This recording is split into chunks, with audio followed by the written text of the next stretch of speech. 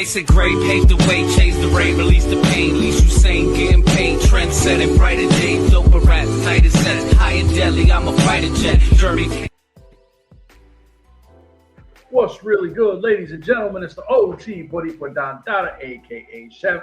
I'm here with the Continental Delight, aka Mr. Muffins Martinez, aka the Midnight Snack, aka I can't remember the other one you just previously had.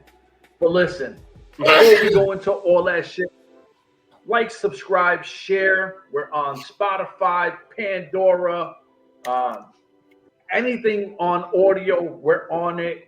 Urban Wrestling Network. So if you're listening to us on the audio platforms, jump over to the YouTube, say what's up, come join the family. We're like at 801 right now. We're 199 away from what we need to be at. We're growing. It is what it is. Salute to everybody that messes with us. Much love to everybody who has rode with us and everything else. MLW is our flagship fan podcast, what we do. They got news coming out that we're actually excited for, and I was kind of bugging Muffins to kind of give me a breakdown.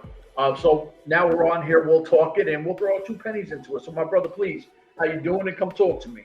What's up, Chef, man? Another afternoon here. If my eyes seem cockeyed and I start looking on both ways, I forgot to put my glasses on. I don't know where the hell I put them at, so they're somewhere out there, somewhere in the back. So if my eyes start going to the left and right, just know it's because I don't have my glasses on. But the biggest, just in case if my eyes start going in circles and shit. Well, the biggest news I think this year so far of coming from MLW and Core Power is your boy, your homie, Mr. Stingray, Mr. Paul Walter Hauser, has been recently named executive producer of MLW. So in other words, he is being put there on the top of promotional reach. Hopefully he'll get across the media platforms and drive a new contest of initiatives. Also, MLW has signed with Hauser's management company, which is Artists First, for representation with the goal of securing television and streaming distribution deals, as well as brand licensing partnership. In other words, for people like us that are dumb, they signed to his production company just in case if someone like a wrestler or one of the female wrestlers kind of gets to venture into TV production or movies or behind the scenes, they're able to do it through his production company. So now whatever he's working on, he could bring people with him to that set. So if somebody says, oh, by the way, Paul, remember that girl, or remember this guy that you had a match with? We like his look, we like her look. Can you bring her in and see if they could want to read some lines, or we need some extra back people in the back, doing some rumbling and stuff. Now they could use that through his company. They get signed through his company. He get his 10-15% profit. MLW gets some money out of it. The wrestler gets some shine on TV or whatever it is. And also MLW gets mentioned as being something moving forward. And he has his foot in the entertainment business, which means he could maybe, bring some eyes to the company, to the product. Maybe you could get a streaming service down the line, Paramount Plus, Tubi, Roku, all those places like that. They can talk to him. He's the first door, opening the door there. So the possibilities with him being here is endless. I mean, I don't see this. Usually I complain about your boy, and people like that coming into wrestling. But in this case, I love this. I love this 1,000%. I think this will help the product move forward. I think, he having a big influence out there he could start putting some little birdies into Kurt Bauer's ears and letting him know, so and so, we should do this, we should do that. You've been very anti once a month show. You wanted to go back to the weekly episodes. Maybe this is somewhere that says, hey, Kurt, we need to go back to the weekly stuff. Let's do that 1 per month show, do the matches, and then do the 4 episodes for the week, because we're only an hour, 45 minutes with no commercials or whatever. 2-3 matches, a bunch of stuff in between, and you go back to Fusion days. So I don't know, Chef. I mean, right now, I see this as a win-win for everybody. Oh, for sure. So I think people get it mixed up when we do these, and say we'll say something negative, or we'll try to make a joke and make light of something. If we sit back here and we try to be super serious, this is not fun for us. Like, we got to have fun. We'll pick sides knowing the other person is going to respond a certain way.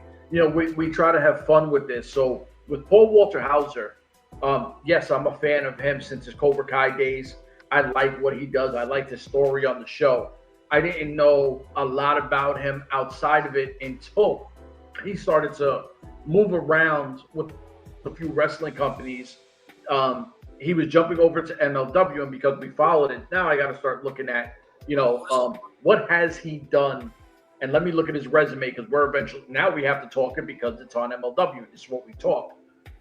We know he got an award, a big time award for a movie or a show he was on. I can't remember at the moment. We're like, okay, so obviously, he's got a new movie coming out. He's got his own production. Let me explain something to you about that first off. How many people at that level have their own production companies is crazy to me, right? Like, there's way more established names that don't even are on his level, because that's where the money is. Yeah, you get paid as an actor, but he's got his own production shit. There's a lot of money that generates in there. He's a big time wrestling fan, that he's got his feet in it. And let me tell you something, there are a lot of people we've seen try to dabble in both and not look as good because, they don't take this shit seriously. He does take it seriously. If you like him or not, it is what it is. But I like what I've seen. This, to me, when I asked, do you think we'll go into a weekly thing or a monthly thing? And you did say, for the time being, we're probably still going to see it once a month, which is like, all right, cool. And the one other thing you said was he has a lot of relationships through working with AEW, independents, where if he has somebody that can be pulled over, because he has good favor with people, a lot of people really like him. He seems like a genuinely nice guy. I've never heard nothing bad about him. No DUIs, no, domestic violence charges, none of that, no drug issues. So if he pulls somebody over, you're like, oh, that's what's up. Having him here instead of, let's say, an Eric Bischoff, people get excited, but outside of the first time we've seen EB, it was like, all right, well, they did nothing with it. It was whatever. Knowing what we're getting now, knowing that El Jefe is back in play of being the top guy and Walter Hauser's there, now I'm a little more engaged with MLW again because I want to see the production side. It's not just what happens inside the ring that matter. It's the entire feel. It's the lay of the land. And I think that if he hits it out the park and we see a visualized, like a clearer caption or whatever the case may be, you're like, okay, this is what we got with him. It's kind of what we wanted with Marquez, and we don't know whatever happened with Marquez and MLW, but I'm excited for this. And like I said, as long as he doesn't take the what was his name? He was in TNA back in the day, then gave himself the championships. I love him. Nice guy. Cool. Oh man, he was like the champ with everything. Well, like the same type movies and stuff like that, or? No. When he took over TNA, he made himself the champ. He was in N.W.A. He owned TNA. Jeff Jarrett. As long as he don't come in and try to, I need a belt because I'm in control of shit. Yeah. Okay. Paul Walter House, know your lane, do what you do. let's build off this smart. I'm excited. You're excited. I'm excited. There's nothing Yeah, I negative. mean, see I'm from actually this. for a change excited with something with MLW related because Yeah. like this cannot hurt the product. This can only No. make the product go forward and make the product bigger. You know, especially from the eyes of the industry, the people who are not Oh, big wrestling fans. also, news that is coming out of MLW that you showed me. Juicy is coming back for Battle Riot. Yes. Yep. Juicy So, for now. I'm excited because we know that Lance is part of, I think he's ID or in WWE I know he's part of supposedly. WWE something. Supposedly. Yeah. He's supposedly tied in there somewhere. Yeah. Jacob Fatu is the fucking man. He's killing it. So out of the Samoa swap shop kind of thing, we only got one coming back. Is it because it's in Cali and he's from Cali? Most likely. But Juicy's a talented motherfucker, and then whenever you get Juicy for now, I'm excited. Pause. Yeah, I mean, so that's going to be interesting to see who else is going to be part of the Battle Royal or Battle Riot. Can I give you a name? Huh? Can I give you a name that I think is going to pop up? Who's that? Slice Boogie. Bro, they're in Cali. That'd be awesome if he actually will show up on that. I mean, I'm actually kind of excited about this because we are going to skip the useless spots where you bring in a kimchi or somebody old from back then, or use Azteca Goon number 27 or contract unit Death Squad member 76. Because now you have those CMLL wrestlers. You could take those spots and use them with those individuals, and then bring some wrestlers from past, like you said, Juicy not coming back. Hopefully, I didn't even think about Slice Boogie till you said that shit now. That'd be kind of awesome if Slice Boogie gets an invitation and gets a number in there. I know Danny is blowing up out there in movies and doing stuff like that. And I saw recently that somebody asked him why he's not signed. And, he went truthfully. He said back in those days, he was fucking up. And he admitted it. I mean, it's what he should have said. Yeah, he owned to it. He owned up to it. He was messing around, doing stuff he shouldn't be doing. He was more into the Hennessy. He was trying to get a Hennessy brand name. He was trying to get Hennessy to be his sponsor, going out to the clubs on But the you know what though? Like, and not taking it seriously. You can't, but you can't get mad at that. Like, no, because if I can get sponsored right outside of wrestling by Hennessy or whatever, but doesn't matter whatever your favorite spirit is. Let me just say it that way. I'm a whiskey guy, but if you can get a sponsorship from one of these people, I don't consider that fucking up, and I think that might have been an easy way out of saying I was trying to do the Hennessy thing. Listen, I think Danny Limelight was a little out of control at that point. Oh no. He was no. I'm the one who was saying he was trying to get a Hennessy deal. And he should have. Because he was always, drinking Henny every night at the clubs and stuff like that, going out partying and shit like that. So he had said, I was the one who messed up. Yeah. I thought I was bigger than I thought I was, and doing stuff that I shouldn't be doing. And now he's been sober. I think now for a year or going. He's engaged to get married. I think he's getting married next month, so that's coming up. So he's turned his life around for the better, and he knows that that next opportunity, if it ever comes, he's not going to mess it up. And usually I talk some shit on here. Let me say salute to Danny Limelight for multiple reasons. One, this guy served this fucking country. Yep. Yes. Right. Let's not try to act like any kind of goofy shit. This man that's a Marine. That's not, and I'm not shitting on any other branch, but those motherfuckers, I got Marines in my family. You want to talk about fucking animals? You're an animal. Yes. You know what I'm saying? Like they're a different breed of animal. They see a lot of shit, so they do drink heavy. My uncle, he drinks heavy, but it is what it is. But like, not for nothing, you would think where he is military trained that he'd be a little more disciplined when going through that situation. And I think that, like I said, I don't know his upbringing, but if you ain't really had shit and all of a sudden you're in this industry you want to be in, and you're around the big show, and listen, it's easy for your head to get gassed, right? But this is where the people around you are supposed to keep you grounded, like the real ones. This is what I tell people. It ain't, fuck quantity. You don't need 900 motherfuckers around you. You need fucking 2 quality people who are going to hold it down for you. Tell you, you done fucked up. Get your mind right. I'll take 2 over 200. No question. And this is where he should have had the right people in his corner telling him, yo, slow down, motherfucker. Like, you got AEW, you got MLW. Like, you are fucking buzzing. And the Big Show was one of his biggest supporters. Because Big Show loved that dude. You know what I'm saying? He showed him love. So he's back on the independents. He's fucking killing it. Let me explain something to you. Like, if you look at him, he produces his own shit, right? We've seen him produce his own shit.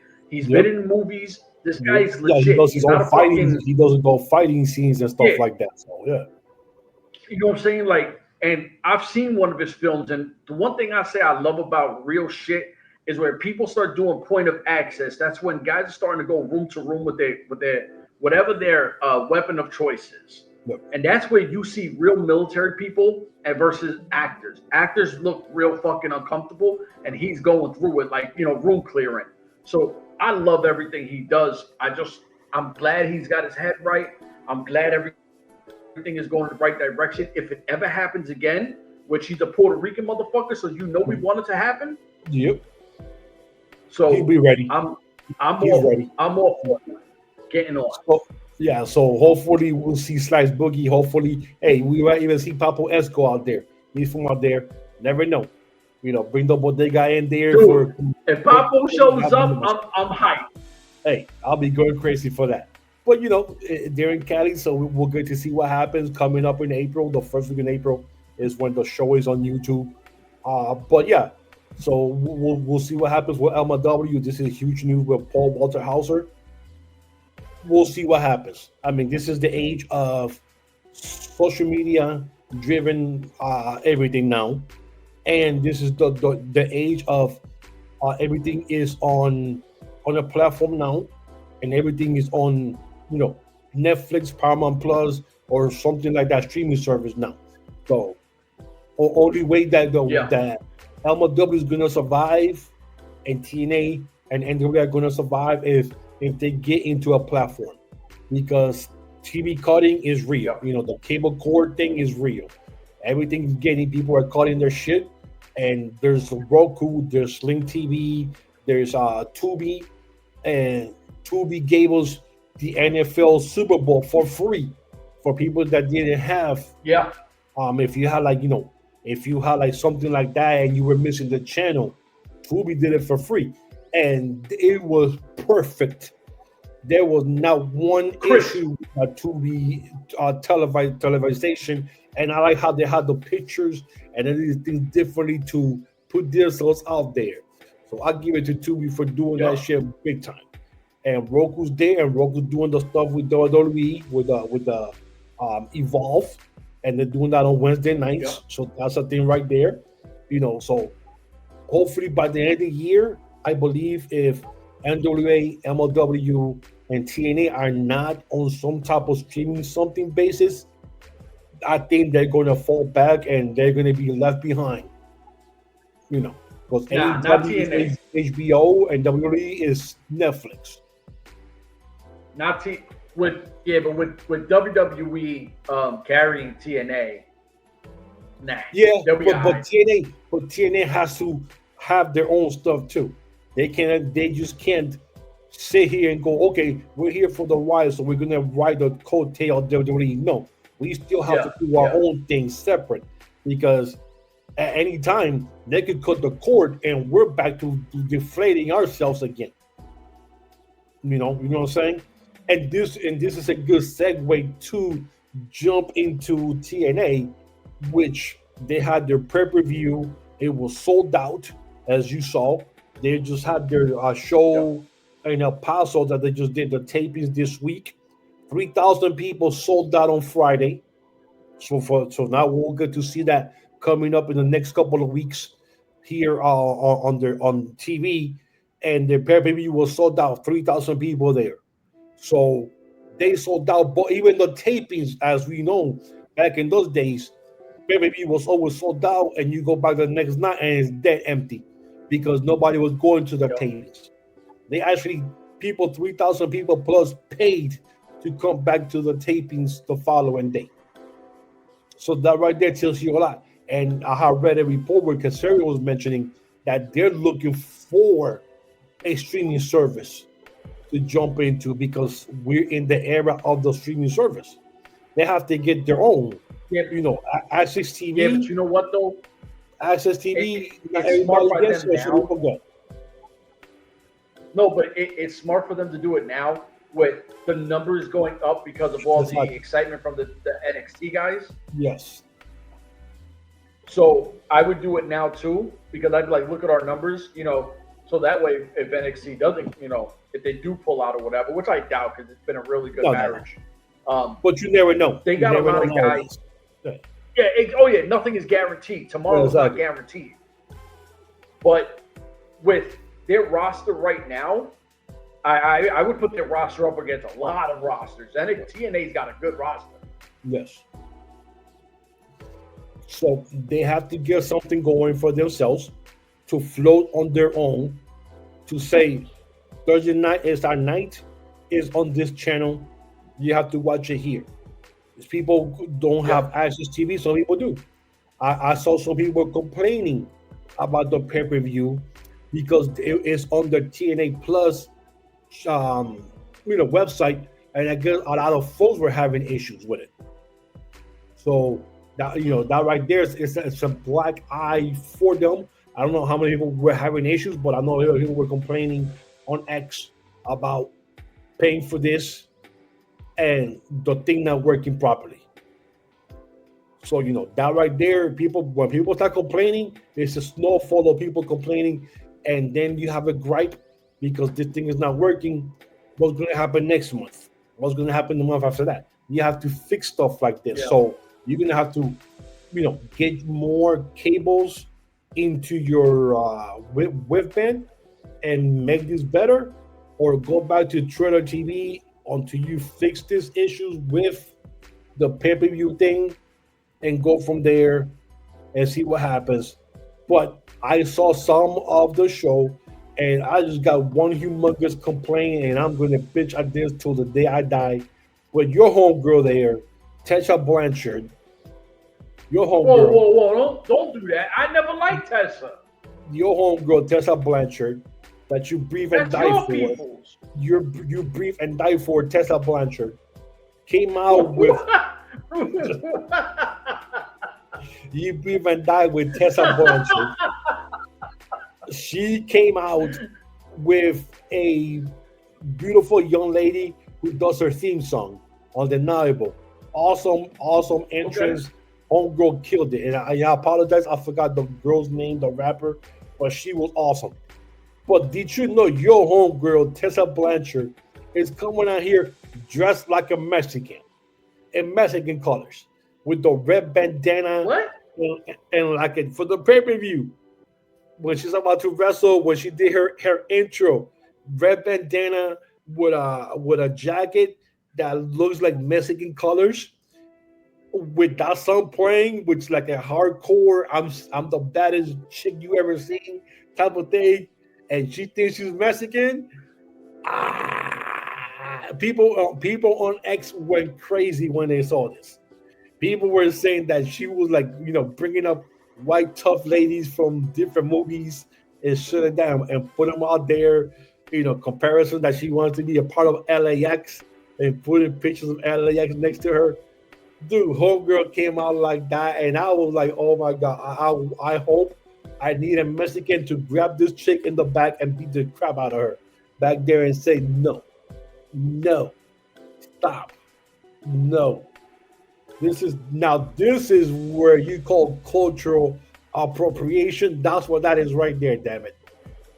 That's cultural imposter right there. You didn't see it? Well, let me tag it. Let me tag it. Hold on. Wow, dude, I'm surprised you didn't see that. The intro was hot. Like I said, the girl's name, and I'm so mad because I forgot her. I actually went and hooked and tagged her on and I'm following her now on Instagram because I love her struggle. I love what she's doing, the music and stuff. She killed her performance and the thing. But Homegirl was just culture appropriation, gentrify all in one picture. If you that was it in one 30-second thing opening. Everything that you hate about white America just popped up in this one thing, bro. I was like, what? So, all right, hold on. Do me a favor. Shocked. Go on your phone and look for this person while I do a little talking. And I'm gonna say it to you. I'm gonna find it right now. Let me explain something to people what I hate. I hate fucking culture vultures. I hate culture vultures. I do, because like I'm a hip hop head, right? So if anybody knows hip hop started with Hispanics and blacks. You know what I'm saying? Like in the Bronx, from b-boys to turntables, it was a vibe, right? Like it goes hand in hand. Doesn't matter who did what, but this was the culture. And yeah, we have Rob Bass and you know what I mean, the Beastie Boys, Eminem, Mills. There's a lot of really talented white artists. Salute to them. There's no hate. Mercury's from Canada. What happened? I said third base. That's what I'm saying, right? Like there's a lot of talent that came like this, but they stay in their lane. They don't try to be something they're not. Tessa Blanchard saying she needs to be LAX is fucking disrespectful as fuck. Oh no! People were saying that about her. People were saying that about her. That she thought that she was part of LAX. Yeah. Because a lot of my factions are predominantly white, right? Like, and I'm a Hispanic dude, right? But even with me being someone where I say I'm a New Yorican, I'm from New York City and I'm Hispanic. Martinez is Puerto Rican, from Puerto Rico, and there's a huge difference, right? Like his ideology comes from the islands, mine comes from the city, right? So I'll never sit there and say, I'm not going to say I'm a fake Puerto Rican, but I'm not from the island. There's a big difference. I'm not going to ever sit there and say, oh yeah, because I like reggae music, I'm going to fucking be one of these weirdos. You know, you see these white dudes with the dreads and they try to be Rastafarians and shit. Like, you're never going to catch me do that. I love reggae music. I go back to Shabba Ranks, Bob Marley, Sean Paul. I could keep going, etc. I love the music. But I'm never going to try to culture vulture that shit. I'm never even going to shit on it. Even, I don't fuck with country music, and there's a few country music songs I really fuck with. I like Luke Combs and Fast Car. Like, don't play with me. I do fuck with music. But I'm never going to sit there and put on a fucking 10-gallon hat, wear fucking cowboy boots, and call myself a cowboy. Like, that's just mad disrespectful. This chick, we all know she's a racist. And she's, to mock anybody, especially when you got that heat, and you dumb fucking wrestling fans that don't know the difference from wrestling heat and actually not liking somebody because they're a dirtbag or do dirtbag things. Racism is a dirtbag move. They're not mad because people are booing her or calling her a racist. They're not even mad. They're just letting it be known how they feel. It's not because she's a wrestler with heel heat. There's a big difference. If Muffins was a wrestler and I was a wrestler and he's the face and I kick him in the balls and people love this guy, that's heel heat because I do something dirty. If I sit there and I'm like, yo, you fucking spick motherfucker, and they start calling me a racist, there's a big difference between fucking heel shit in a ring than racism. These nerds, they don't understand. They think it's any kind of publicity is good publicity. No, bad publicity is bad publicity, and fucking good publicity is good publicity. Wrestling publicity, if it's fucking John Cena turning heel, that's great publicity. He's the heel. Everybody, oh shit, look what happens. When someone's a fucking racist or they do some pedo shit or something else, nobody goes, oh yeah, this fucking guy has really fucking got the crowd behind, booing him. No. That motherfuckers is hating the motherfuckers doing dirtbag shit. Yo, bro, I can't. I hate dirtbags. I do. I just sent you the video, and I sent you 2 pictures that they were making fun of her right now on Messenger. Okay, you can see I'll check it out when we're done because Yeah. I'm a little annoyed because Yeah. listen, with all and real shit, like being that we live in America, right? Mexico is going through, Mexicans here are going through a lot of shit, Yeah. right? Like they're not being treated well, they're being targeted. The last thing you need is for some goofy chick to be sitting there trying to take a cheap shot. And if that wasn't the idea of it, if it looks like it, it still is. Yeah. And these people don't need this shit.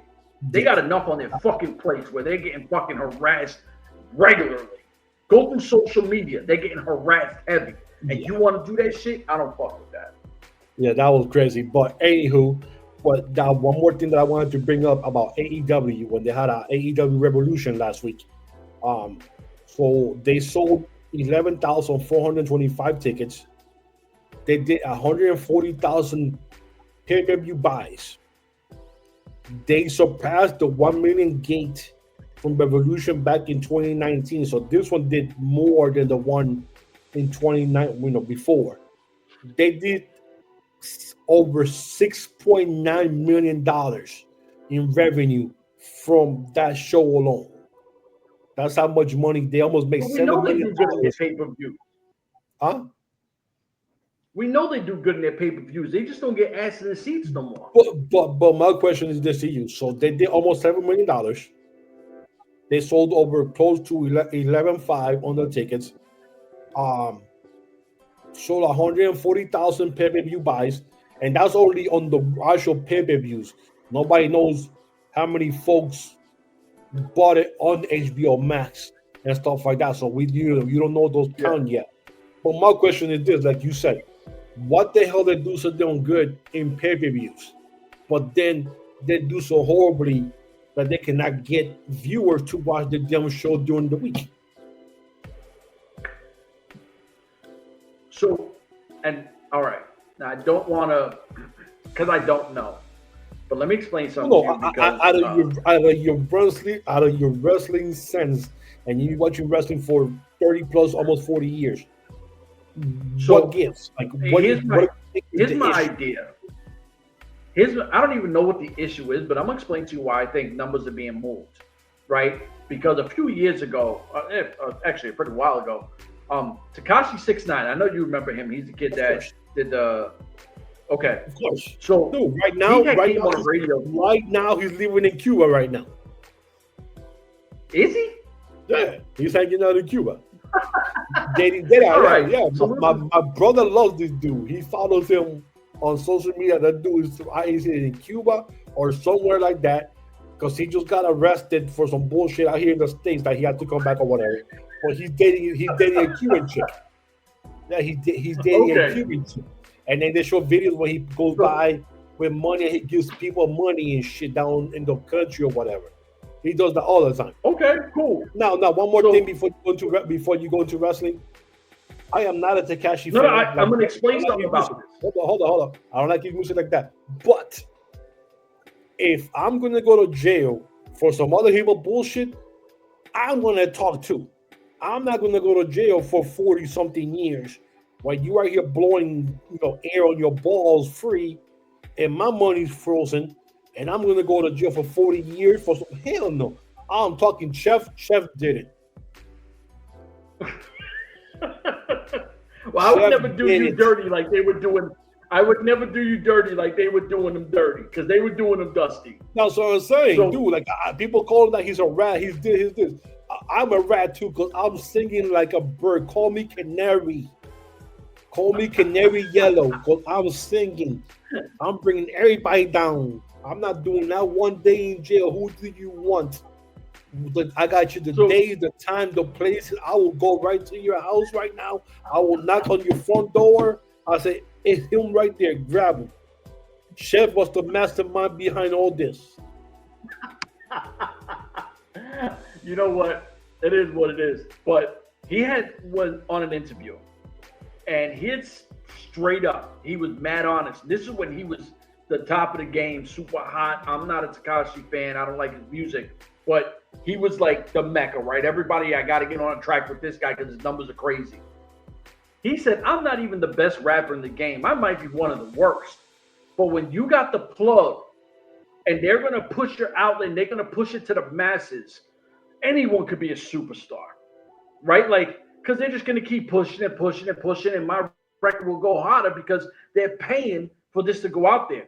Yep. I'm not saying Tony Khan has that, but Tony Khan and his dad are rich.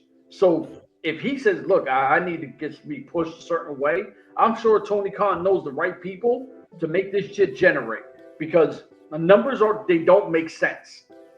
So I don't know who's pushing the button behind this or how it works, because I've watched wrestling for way too many years to understand if asses ain't in seats, then pay-per-view buys shouldn't be at an all-time high.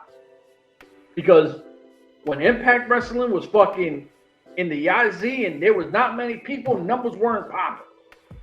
Nobody was sitting back going, oh, they got 100,000 fucking pay-per-view buys and there's 40 people in the seats.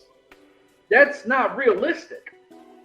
WWE, we understand they have the universe, but even their numbers have dropped. And not for nothing, their attendance is better than fucking everyone else. I'm telling you, I've seen fucking pictures on social media, and yeah, they can be misleading. You can't believe everything on social media.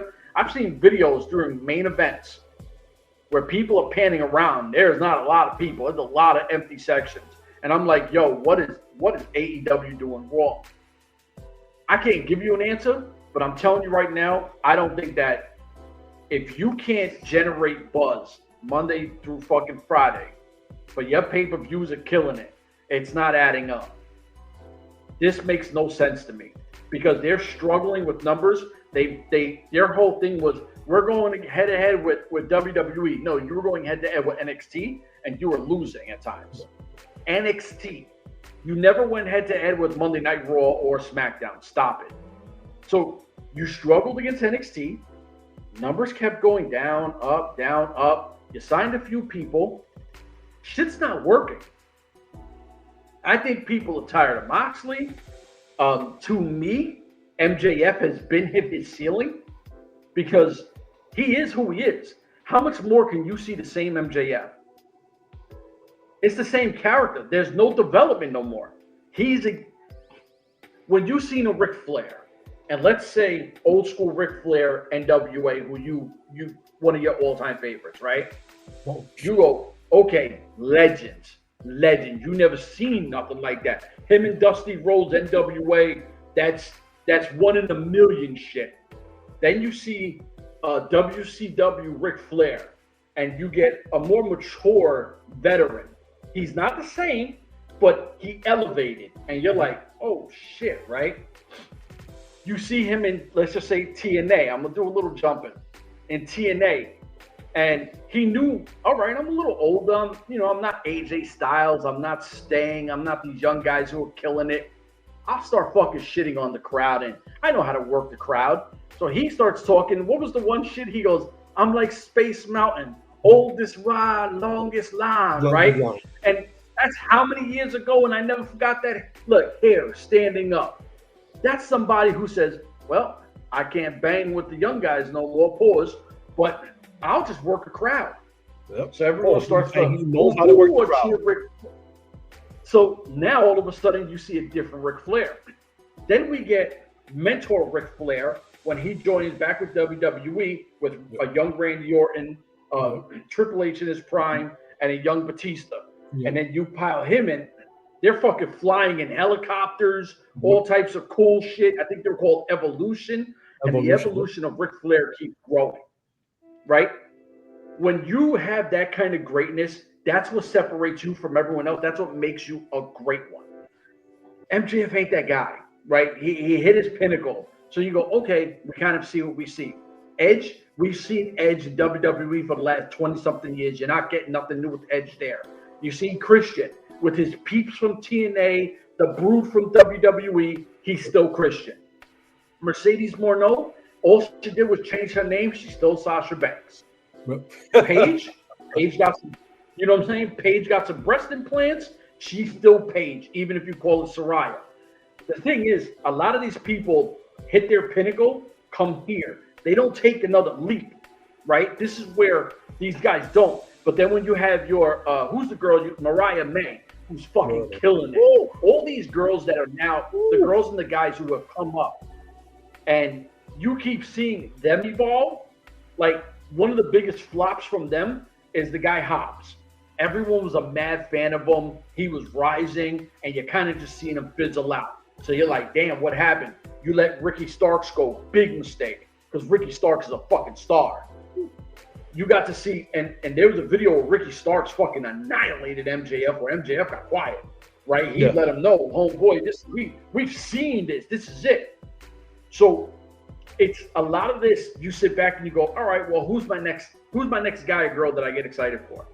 Who do we build up that's going to be our John Cena, our Rock, our Triple H, our Stone Cold Steve Austin, our Undertaker? They don't have one. I'm not invested in it. You don't build a star.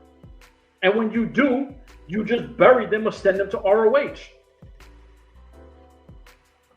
What is there for me to sit back and go, I'm excited? Yeah, you're past the honeymoon phase. You made it.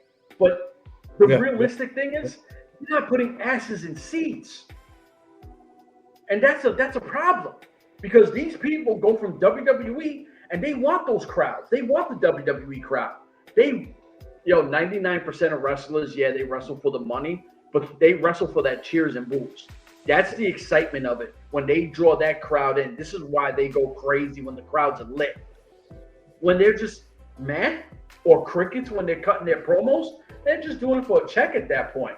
So I don't know. I think that they're pushing the numbers somehow, or they're paying for multiple buys. They're buying their own shit. I'm just saying, the record labels do that shit all the time. Yes. They buy their own albums. Yep.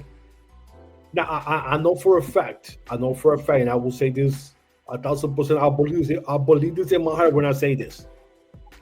They will put the best pay-per-view every 3 months. Those big pay-per-views like Revolution and All In, All Out, shit like that. Those pay-per-views, I believe they sell out. It doesn't matter which country they go or how big the venue, they sell out. And Revolution was one of those big pay-per-views. So I believe that they did those numbers. The pay-per-views are amazing. Only things I hate is when all the damn blood and almost all the matches. That's what turns me on. One match of violence, I'm cool. Knock yourself out. Oh shit, that was crazy. But then same thing after same thing, 3 matches in a row, and it's the same shit. That's when I get turned off. I said, dude, how much blood you gonna? I mean, for that, call the American Red Cross and have a blood bank right here. Have them pick up. If you're gonna put this much blood, just have here's a couple of vials. Just put it in here. We'll test it, make sure it's clean, and put it out there. We need some blood right now to give to American Red Cross. Have that there. But other than that, on the TV shows, they were empty, like you said. There's always proof. There was videos, there was pictures, stuff for collision. People were getting exhausted because they were doing matches for tapings, then the show, and then like another hour and a half. So you were there for like 5-6 hours at this venue. People are leaving. But now they learned the lesson that now if you see it, they're going to smaller venues and backing those up. And the last couple of months, I want to say the last 2 months, like on Wednesdays, the crowd is crazy. Like they are invested on the shit. And Saturdays, because now there's only two shows now in smaller venues, and people are really invested in what they're doing. But like you said, the Moxley shit, the stuff, the people not growing. You got rid of everybody who built your company before when COVID hit. And then all the hold on. Let me cut you off. Because what was the statement that we're not going to be TNA or WCW and try to sign all the WWE guys? We're going to build our future stars. And what's the first thing they do after COVID lifted? They started signing all WWE guys. So that became available. Everybody that became available, they were signing. Like, listen, I'm gonna tell people truthfully. I had COVID, early COVID, when COVID was dropping people. I know a lot of people. You were sleeping with the dog outside. I remember. Dude, I remember when you had COVID, right? you were in the room with the dog, like in the little room for like a week, away from the family. They put you with the dog. Like literally, so my apartment, I was on a lake. I had a lake view, and my shit was meshed in. So I had set up, like, you know, those patio long chairs with cushions? Yes. Because I had COVID and I'm not trying to, you know, people were dropping dead to this shit. Yeah. I was super sick. I felt like shit, whatever. These young guys and girls who said, all right, fuck it. This is our one opportunity to, you know, we're going to go. We're going to take the opportunity if we get COVID, whatever. But this is an opportunity that we might not have in our career. They took the risk. Because at that point, all you kept hearing was motherfuckers dropping dead to COVID left and right. These cats, they took the gamble. This is Russian roulette. They did that for you. And as soon as it lifted, deuces, we don't need you no more. Yeah. I can't respect that. And then when people were being released by WWE, when Uncle Vince did that one thing with NXT and went to NXT 2.0, and they got rid of a lot of the guys, they wound up going to AEW. And you're going like, holy shit, this dude just like did a cleanup, like, okay, yeah, come on in.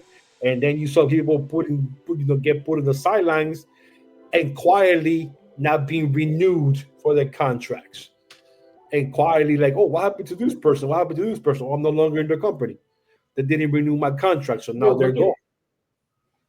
Look at who people can say whatever they want about Kingston. I know you're not a fan of his promo work because he's a little over the top. But when you heard Kingston early, and I'm talking early AEW, he was in the back like a fucking veteran, showing love and bringing everybody together, right? He was a leader back there. You know, no funny shit. We're talking real shit. He supported everybody. They looked up to him. He was killing it. He won in Arthur Ashe in Queens, right? He's a Wyoju. He won a belt in back home in New York. Everybody loved it. Where the fuck is Kingston? ROH. Because when you start bringing in Christian and Edge and Moxley, and all of a sudden you look at Kingston and go, well, you're not this guy, so we'll stick with that. Plus, he was being hurt, recovering from what, an injury, his leg or whatever or something. Yeah, but he was in ROH for a while. Yeah, because he was champion or whatever. He had one of the belts, and he even tweeted recently at one of the last show, like, look at this stuff. Like, why would I come back to this? Like, saying like, why the hell do I want to come back to this craziness?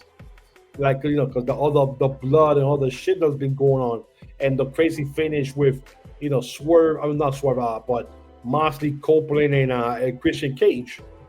And he said, like, why would I come back to this? You know, cause like the crazy finish, but you know, they still have some stories that get you.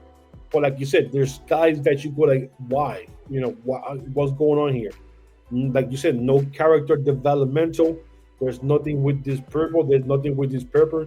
They just changed the name. They're still the same person from WWE or from wherever they came from, you know. So, but yeah, so they're making money one way and they're losing fans the other way because they still can't beat NXT. I don't think they can even be Evolved if they go on a Wednesday night against Evolve, and that's a tape show for NXT ID people. So who knows what's going on there? We had said this before, right?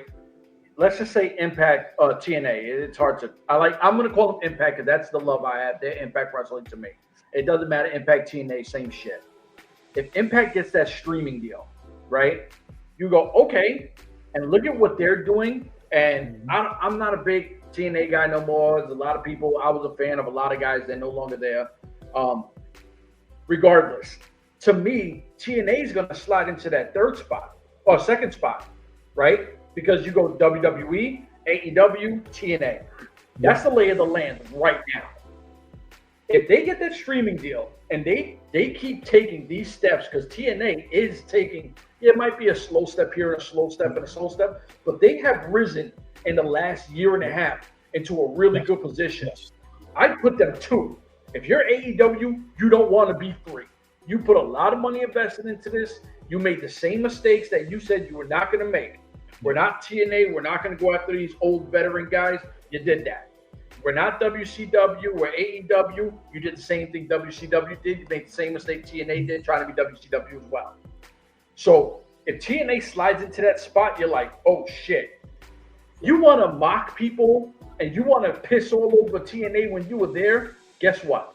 Now you're in smaller venues like TNA did. You were having trouble with your fucking tickets like TNA did. When you're climbing the ladder, be careful who you step on. Because eventually, you got to deal with them on the way down. Yeah. So when you want to act like an asshole, you're going to be treated like an asshole. And Tony Khan, you walk alone. WWE don't fuck with you, and fucking Impact ain't going to fuck with you. Yeah. So I will definitely say something like this. I want to say one thing and then one more thing. Lex Luger is being shrined into the WWE Hall of Fame. He wants either DDP or he wants Sting to be the ones that give the speech. Me, I will say Sting because Sting was his best friend for a long time in WWE and WCW. How crazy they would team together and they wrestle against each other many times. Sting would be the perfect guy to enshrine him there. My question is, will Tony Khan let him do that because he's still signed with AEW as in some kind of not competing wise, but he has some kind of deal still with AEW, like he's still on the contract. So it'll be interesting to see if they let him do that, or if he says, "Screw you, I'm a man. This is my best friend. I'm going to go in front. I don't give a shit what the hell you say. I'm going to go do it anyways." But it'll be interesting to say that. One last thing that I want to say, I will not be surprised if TNA goes into bigger venues and starts filling those bigger venues up. The way they're going now, I could see them hit 6, 7, 8,000 venue and fill those venues up now because of what the product that they got going, plus the addition of what WWE is doing for them with NXT. I could see that happening, like you said. They were there at the top at once, they floundered. They were there on the top again, they floundered. They were there when Hogan was there, they floundered when Hogan was gone. They were there before when was Sci-Fi. Now, was it called Sci-Fi? The men's channel. What was the men's channel? Yeah, Sci-Fi. Was it Sci-Fi? Who? Was it Sci-Fi? No. They call it. It's the channel for men, and they went to Paramount now. Spike TV. Oh man. There we go, Spike TV, and they have big numbers. That's what it was.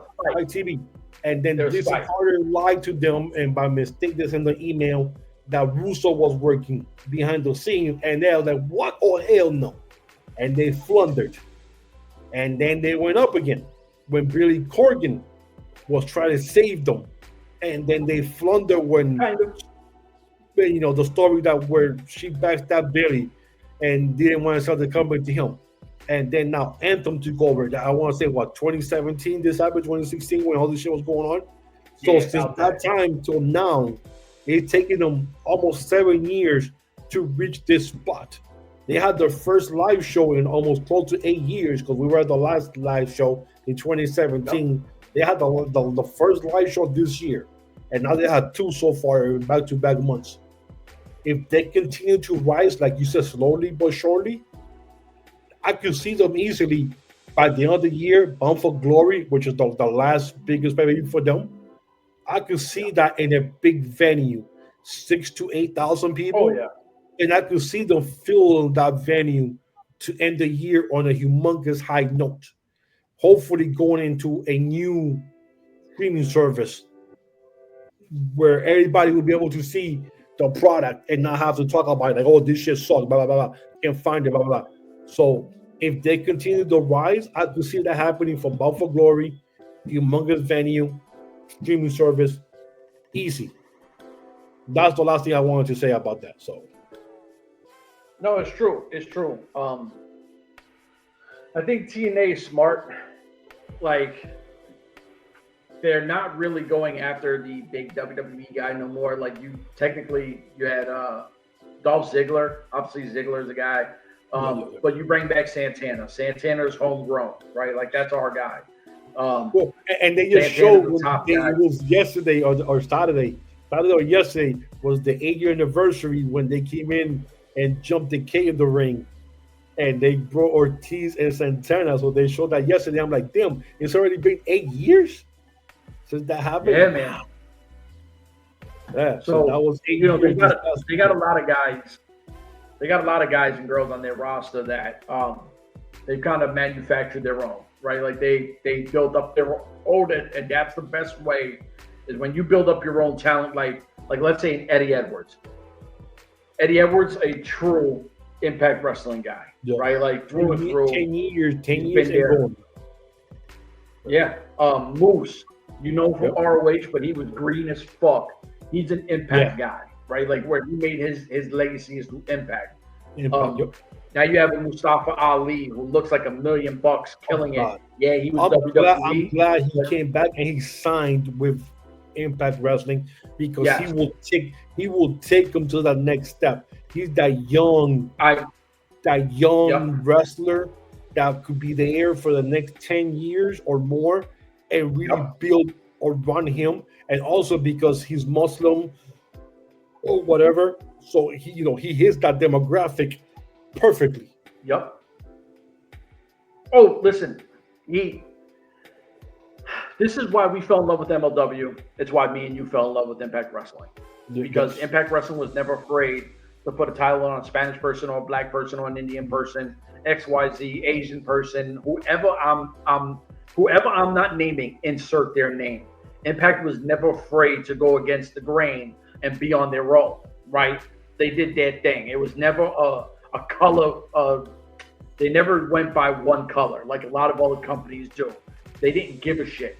MLW felt that same way. They're still that same way. So you love when these companies allow these young, talented, or even if they're aging, talented people to still do what they do and then not put them behind a color shield. So, me, I've been a Mustafa Ali guy since WWE. I think he's super talented. I think he took his shit to another level because he gets more screen time and more airtime. He's allowed to showcase his ability. And when you got him, who's going to be beefing with Santana, this is something that we could see for a while. You know what I'm saying? Like, what happened? No, I was going to say, and he was somebody who was released by WWE, went independent, and remade himself because that's when he started doing the politician thing, was out here in the independent, and he taking that gimmick to Impact Wrestling, where he's doing the whole I'm voting for this, and dude, he fits perfectly to this role. So that's someone that took a negative and made it into a positive and built himself even bigger outside of WWE. And I'm pretty sure WWE is kicking their asses, going like, man, we shouldn't. We had that here. Yep. We had him here. He probably brought that gimmick to us, and we say no because by that time we're still unconvinced. They probably said, nah, we don't want to see that. And then we say, we don't see anything in him. We'll just cut him. He's dead finished. Let's cut the fat out. And look what he's done out there, away from the universe. So this is one guy that I'm pretty sure they wish they had back. And that's the one thing I tell people that I hate about wrestling is I hate when somebody's Indian, all of a sudden they got to be like a terrorist kind of gimmick where they hate Americans, or a Russian that's like super Soviet, fuck America, and they're not like that at all. Yes. You meet these guys and they're like the coolest fucking guys. I hate fucking ripping off luchadors' masks just to disrespect their culture. Let people be who they are. I'm a big Bollywood guy. I will watch a Bollywood flick before I watch anything else. I am biased. I love my Bollywood. To me, I'm telling you that if I could ever speak to, and I've never met him, I've never met Mustafa Ali, I would love to be able to talk to him and ask him, but there's a lot of Shah Rukh Khan, the greatest actor of all time, in his gimmick. I'm telling you, he's taken a few of those roles and put it in there, because when I see his work, I'm like, yo, he reminds me of Shah Rukh Khan. So I love what he's doing. It reminds me of the greatest, Bollywood icon of all time. So I'm all in for Mustafa Ali. I want to see more. I'll never pick him, even though he's one of my favorite wrestlers. I'm never going to pick him over Santana because Santana is our product. Not because he's Puerto Rican, not because he's from New York, but because the ideology those are the two Santana, main reasons why you put Santana. Those are the two main reasons. He's Puerto Rican and he's from New York, period. Hold on. But he's also our LAX guy. He's our impact guy. We're impact guys, right? Me and you are impact guys. Yes. And he comes out. Like, granted, when we started watching Impact Wrestling, TNA, you had Homicide and all those guys who make LAX. Muffins, I don't think ever went down and seen them as LAX. I never did. When they were doing their things in shows, I never seen LAX live. That's just me. I never got to be in the Impact show. No. With Homicide, Hernandez. No. Dia Trinidad. I never got to see them live. No, me neither. When I'm in the crowd and that music, bam, bam, bam, bam, I'm like, what the fuck is that? And then all of a sudden they come out, they're LAX 5150, and I'm like, oh shit. They absolutely annihilate the Decay, right? Destroyed the Decay. And they're fucking this, that. And I'm like, these motherfuckers is from my hood. They're from New York City. They're from New York. They bleed what I bleed. They're really, really from where I'm from. And I'm not saying we're not from the same hood, but that structure, the culture, of course we're going to ride with them. So as much as I'm a fan of Mustafa Ali, I'll never pick nobody over Santana. I'm just being honest. Yep. My bad. And with that said, Chef, I don't know if you have anything else wrestling-wise, but I am all completely out of ammunition for today. All I'm going to say is I hope that Saraya, a.k.a. Paige, leaves AEW and joins MLW, even though she'll probably go back home to WWE. I'm a big fan. I know she wants out because she kind of threw a little teaser out there. But listen, if you fuck with us, like, subscribe, share, all that good shit. Like I said, we're like at 801. Help us get to 1K, man. Help us out. We're just two Puerto Ricans that talk wrestling. Keep it 1,000. Show love to all. Never stuck behind any kind of color gate or nothing. For myself, the big bro, we out of here. Deuces.